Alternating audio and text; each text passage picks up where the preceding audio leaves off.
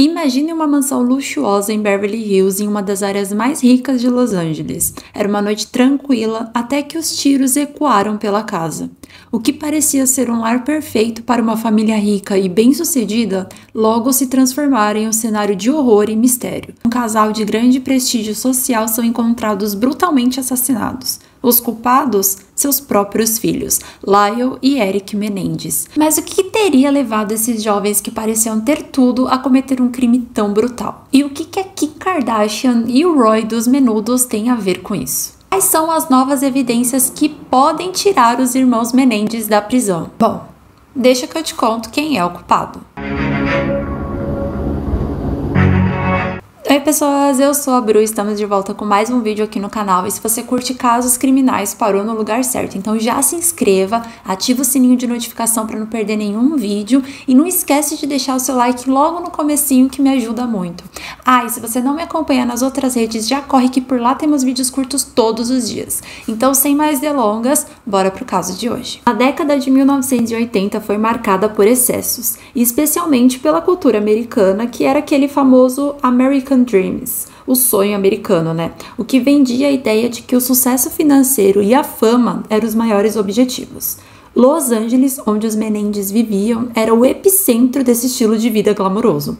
Celebridades, empresários e magnatas conviviam em um mundo de riqueza e status. O José construiu um império na indústria do entretenimento e se tornou um protótipo daquele tipo que venceu na vida. A Kitty Menendez, a sua esposa, também se adaptou a esse estilo luxuoso de vida, apesar de enfrentar alguns problemas psicológicos. O casal tinha tudo que o dinheiro podia comprar: uma mansão, carros luxuosos, aparentemente uma vida perfeita. O Lyle e o Eric, os seus filhos, também desfrutavam de todos os privilégios possíveis. Mas, como vai ser revelado mais pra frente, o dinheiro não compra tudo, muito menos uma família estável. Mas antes de entrar propriamente no caso, vamos falar um pouquinho da história ao redor. José Henrique Menendez nasceu em Cuba e a sua família era de classe alta.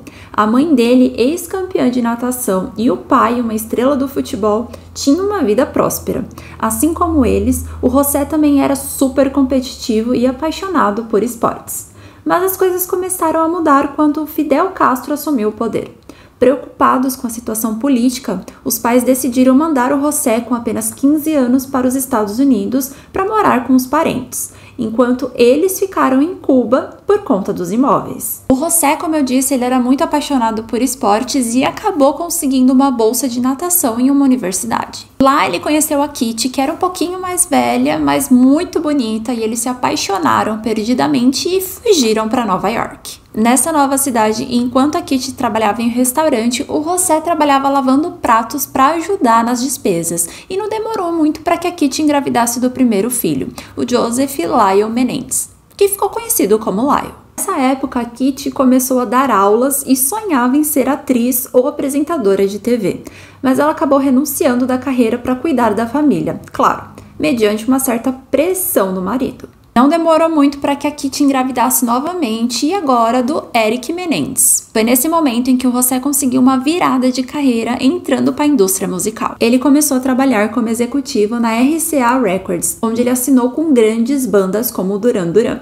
Com o sucesso, a família se mudou para uma mansão milionária e os filhos começaram a estudar em escolas de elite. O José, que sempre teve altas expectativas em torno dos filhos, impôs que eles praticassem tênis, mas não de uma forma saudável, visto que ele meio que criou uma rivalidade ali entre os irmãos. Bom, a carreira do José continuou em ascensão. Após a música, ele entrou para a indústria cinematográfica, mas a sua fama no trabalho não era das melhores.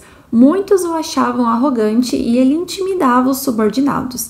Entretanto, apesar de toda essa arrogância, definitivamente ele era bom no que fazia, e por isso todo mundo meio que aceitava. A empresa oferecia seguros de vida para os funcionários, que era algo comum, mas além disso, o José também tinha um seguro adicional de 5 milhões de dólares. Além dele ser muito temido no ambiente de trabalho, ele também tinha uma péssima reputação com mulheres. Isso porque ele mantinha vários casos amorosos enquanto era casado com a Kitty, E eu acho que a esposa dele meio que desconfiava disso tudo. Afinal, o José vivia viajando a trabalho e nunca deixava ela ir junto porque dizia que ela tinha que ficar em casa para cuidar dos filhos. Esse foi um dos motivos que fez com que a Kitty criasse um certo ressentimento em relação aos filhos. Ela dizia que por ter que ficar cuidando deles, ela estava cada vez mais se afastando do seu marido.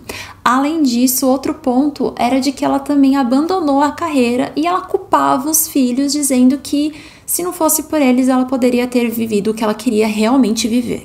Então ela descontava todas as suas frustrações em cima dos dois.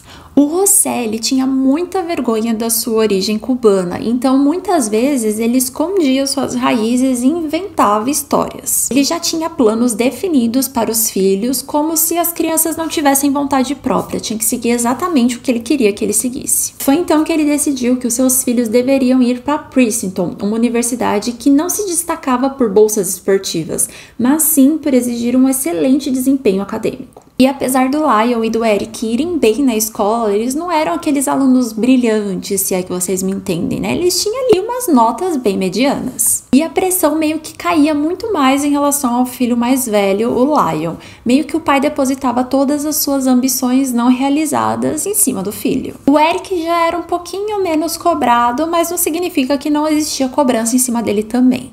O Lyle tentava proteger o irmão a todo custo, porque ele meio que sabia o que o irmão ia enfrentar mais pra frente. Criados num ambiente onde o dinheiro meio que era tudo, o Lyle e o Eric começaram a se rebelar. O Eric passou a frequentar festas e fez amizades que os pais não aprovavam. Juntos, os dois começaram a invadir casas, roubando joias e dinheiros. E olha que não tinha necessidade, né? Em uma dessas invasões, eles roubaram milhares de dólares, mas um amigo que ficou de fora do plano os denunciou à polícia. O José acabou não ficando bravo pelo roubo em si, mas sim pelo fato dos filhos terem sido pegos. Então ele fez meio que um acordo com a polícia, onde o Eric assumiria toda a responsabilidade por ele ser menor de idade e apenas ser mais branda. Foi assim que o Eric acabou prestando serviços comunitários e sendo obrigado a participar de terapias. E no fim ele até que acabou gostando, porque ele manteve essas sessões de terapia por muitos anos. O Lyle finalmente realizou o sonho do pai ao entrar em Princeton, mas rapidamente começou a faltar às aulas e foi até acusado de plágio, o que resultou em uma suspensão de 1 ano. José ficou furioso com isso, porque dessa vez ele não ia poder subornar ninguém para que o filho continuasse na universidade e passasse por cima dessa suspensão que ele levou. E aí, como meio de punição, ele colocou o Lyle para trabalhar no mesmo lugar que ele trabalhava. O fato é que o Lyle não gostava daquilo, então ele era um funcionário completamente desleixado, ele faltava muito, e as outras pessoas ali sabiam que ele só estava lá porque era filho do José. Então esse plano todo acabou não dando certo e o Lyle foi demitido. Enquanto isso, o Eric continuava se destacando no tênis e desenvolveu seu interesse por cinema. Ele até chegou a escrever um roteiro com um amigo onde um filho de milionário se rebelava contra eles e tirava a vida deles e herdava toda a fortuna. Eu diria que até bem específico, né? E nesse momento o José estava muito desapontado com o desempenho dos filhos, eles não seguiram nada do que ele queria que seguissem e ele estava pensando até mesmo em tirar os garotos do testamento. Em agosto de 1989, o clima familiar já estava estranho, parece que ficou pior. A família meio que inventou uma viagem para caçar tubarões, né? E o capitão ali do iate disse que eles estavam bem distantes. Enquanto o José e a Kitty ficavam de um lado do iate, os irmãos Menendez ficavam completamente do outro, parece que não estava se entrosando. Bom, a vida seguiu e quando eles voltaram de viagem na noite seguinte, mais especificamente no dia 20 de agosto de 1989, o Eric e o Lion decidiram ir ao cinema para assistir Batman. Enquanto isso, a Kitty e o José permaneceram em casa na sala de cinema da família assistindo o filme. Por volta das 10 da noite, 2 homens armados invadiram a casa. O José e a Kitty não tiveram tempo de reagir. Um dos invasores disparou uma espingarda contra a nuca de José, enquanto o outro, em pânico, atirou em Kitty. Ela conseguiu pular no sofá e tentar fugir, mas ela foi atingida várias vezes nas pernas. Mesmo assim, ela não morreu de imediato. Os invasores saíram para recarregar as armas e, ao voltar, encontraram Kitty tentando se levantar, mas ela escorregou em seu próprio sangue. Os tiros seguintes acertaram seu rosto, totalizando 10 disparos. O José recebeu 6. Ambos ficaram completamente irreconhecíveis. A cena parecia um filme de horror, a sala estava completamente devastada, e quando o Lyle e o Eric voltaram para casa, que era em torno de umas 11h47 da noite, eles ficaram desesperados, ligaram imediatamente para a polícia contando que alguém havia matado seus pais. O Lyle e o Eric alegaram que voltaram do cinema e encontraram os corpos. Os vizinhos viram os irmãos saindo da casa e o Lyle chorando e o Eric rolando no chão, aparentemente em agonia. A polícia, ao chegar, encontrou a TV ainda ligada e a cena grotesca que os garotos descreveram. Nesse momento, a polícia não desconfiou dos irmãos porque a cena era muito brutal. Fazia sentido que, sei lá, alguém da máfia pudesse ter feito aquilo, afinal, o José tinha muitos inimigos. Só que com o passar do tempo, a polícia começou a desconfiar do Lyle e do Eric porque o comportamento deles não era de alguém que tinha acabado de perder os pais. O Lyle chegou a comprar 3 Rolex e 2 deles foram usados no funeral dos pais. Estavam também de sapatos novos e durante o velório algumas pessoas notaram que eles agiam de forma estranha, até fazendo algumas piadinhas e combinando viagem com os amigos. O Lyle também comprou um restaurante, uma Porsche que sempre quis e até abriu uma empresa de investimentos. Já o Eric contratou um treinador de tênis de alto nível que custava cerca de $50 mil por ano. Ele comprou também um Jeep, que era seu sonho de consumo, além de investir $40 mil em um show de rock que nunca aconteceu. Eles também alugaram 2 propriedades caríssimas onde rolavam diversas festas. Eric, em um momento, chegou até mesmo a se viciar em jogos de azar, perdendo muito dinheiro. Depois disso, ele resolveu ir para o Oriente Médio e se profissionalizar mais no tênis. O ponto é que, em mais ou menos 6 meses que os pais haviam falecido, os meninos já tinham gastado quase que $700 mil. A polícia começou a desconfiar dessa história toda e eles descobriram que eles haviam comprado até armas poucos dias antes do assassinato, usando uma identidade falsa. Além disso, contrataram alguém para apagar o disco rígido do computador do pai, que continha um testamento atualizado, possivelmente excluindo os filhos da herança. A polícia também lembrou do roteiro que o Eric tinha escrito um tempo atrás. Lembra que eu falei sobre o menino que matou os pais e herdou a herança, enfim. Peculiar, né? A polícia chegou a falar com o terapeuta da mãe e ele revelou que a mãe tinha muito medo dos filhos e achava até que eles eram sociopatas. O tempo foi passando e o Eric acabou confessando para o seu terapeuta tudo o que ele e o irmão tinham feito. O terapeuta, desconfiado do perigo, contou à amante que algo poderia acontecer. Ela ouviu parte da conversa e mais tarde foi à polícia contar o que estava acontecendo. Parece que ele era meio abusivo com ela e ela quis se vingar, então foi até a polícia e contou tudo o que ele tinha contado para ela. A polícia acabou tendo acesso às gravações das sessões do Lyle, né? E usaram 2 fitas mostrando essa confissão. E esse acordo, essa confidencialidade entre terapeuta e paciente foi quebrado porque eles viram que o Lyle havia ameaçado o terapeuta. Enquanto isso, Eric estava em Israel participando de um torneio de tênis, mas temendo uma fuga dos irmãos, a polícia agiu rápido. Eles prenderam Lyle quando ele ainda saía da casa e ligaram para o Eric para avisar sobre a prisão do irmão. Dizem que o Eric começou a chorar de maneira incontrolável e rapidamente pegou um voo de volta para os Estados Unidos com o objetivo de ficar ao lado do irmão. Mas assim, ele não planejava fugir, ele realmente queria que os dois enfrentassem toda essa situação juntos. Com ambos presos, as audiências começaram. Inicialmente, muitos observaram que eles não pareciam tão preocupados, até mesmo sorrindo em alguns momentos. No entanto, vários membros da família, especialmente a avó paterna, apoiavam os dois. Ela não conseguia acreditar que eles eram capazes de matar os seus próprios pais. E em vez disso, pensava que foi a máfia que poderia estar envolvida. A acusação, por outro lado, afirmava que o motivo do crime era financeiro. Os irmãos teriam matado os pais para ficar com a herança.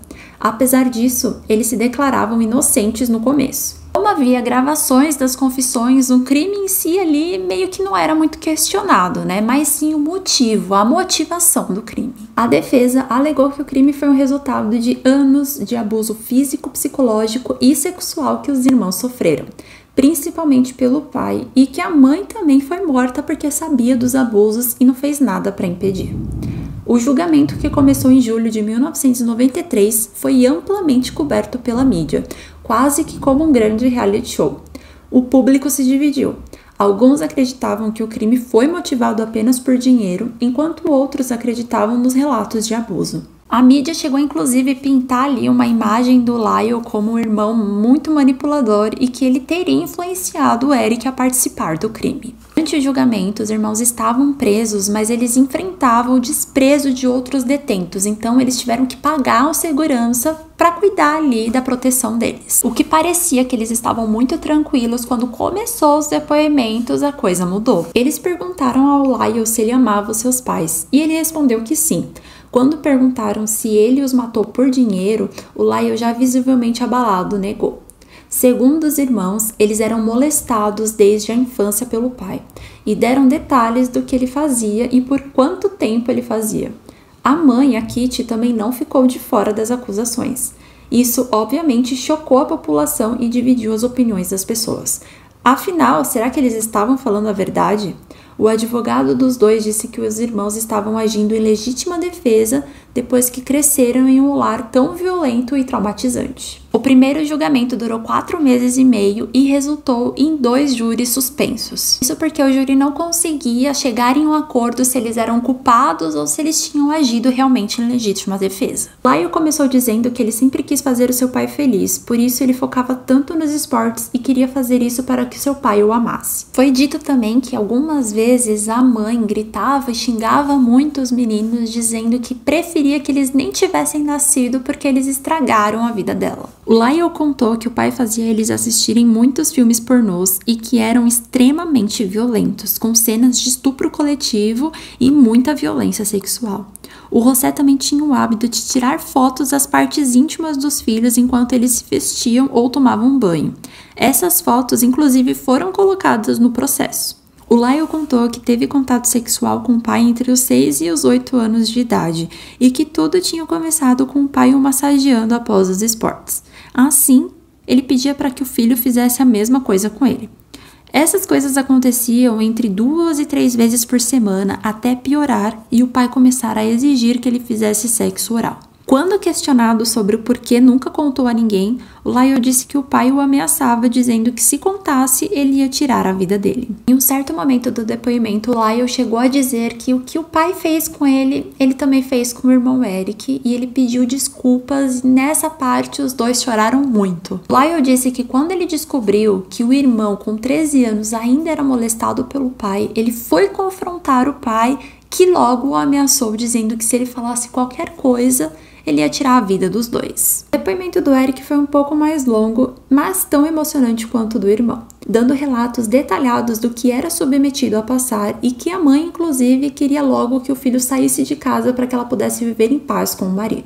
O ponto é que o José não estava disposto a deixar o Eric ir embora. Ele, inclusive, queria que o menino fizesse faculdade perto de casa para que ele não precisasse se mudar. Ele contou que em um momento, chorando no quarto, sua mãe o encontrou e perguntou o que estava acontecendo. E ele disse: não adianta falar, você não vai entender. Ela rapidamente disse que não era estúpida e que sabia de tudo, mas que como ela não teve nenhuma ajuda na vida, por que ela ajudaria o seu filho? O Eric parecia o mais assustado e acreditando fielmente que não existia outra escapatória a não ser tirar a vida dos pais para que o problema fosse resolvido. O depoimento dos dois foi muito emocionante e dava para sentir verdade. Eu realmente não acho que eles estavam mentindo, afinal tinha que ser muito psicopata para conseguir dar tanta riqueza de detalhes e fingir sentimentos, né? Mas essa é a minha percepção pessoal, tá? Com o lançamento da Netflix, novas evidências surgiram e dá para dar uma reviravolta no caso. A nova evidência é uma carta que o Eric enviou ao seu primo 8 meses antes do assassinato. E em dezembro de 88 também tinha uma carta onde o Eric detalhava o abuso do seu pai. E em um trecho, o Eric diz que ainda acontece, Andy, mas é pior para mim agora.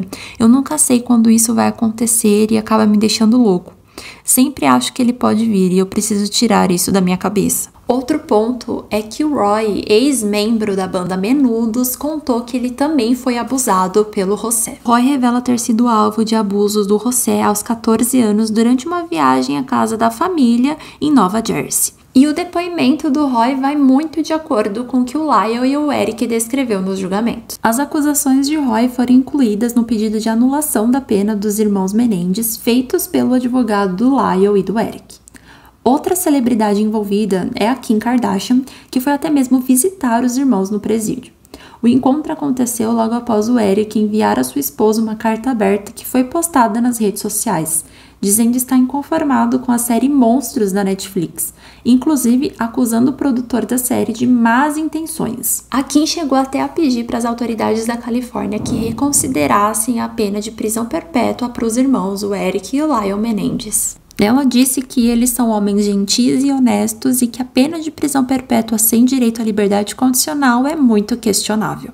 Em entrevista, a tia dos irmãos, a irmã da Kitty, revelou que os meninos tinham tentado por diversas vezes fazer a mãe largar do pai. E disse ainda que, abre aspas, a Kitty ficava fora de si metade do tempo. Eles disseram que queria que ela o deixasse e disseram que cuidariam dela, mas ela simplesmente não queria fazer isso ou achava que não conseguiria. Talvez, não sei, ela o visse como um meio de vida. Ela sempre teve a intenção de trabalhar na Broadway e essa era sua ambição na escola e na faculdade. E então ele disse, você não vai fazer isso. Logo após a produção da série Monstros, a Netflix lançou um documentário chamado O Caso dos Irmãos Menendez. Mostra eles falando no julgamento, entre outras coisas, e eu acho muito importante assistir para que você tire suas próprias conclusões. Mas até agora, se você não assistiu esse documentário com esse vídeo, qual que é a sua percepção? Você acha que eles são culpados ou eles são sobreviventes? Deixa aqui nos comentários que eu vou ler tudo e até o próximo vídeo. Tchau, tchau!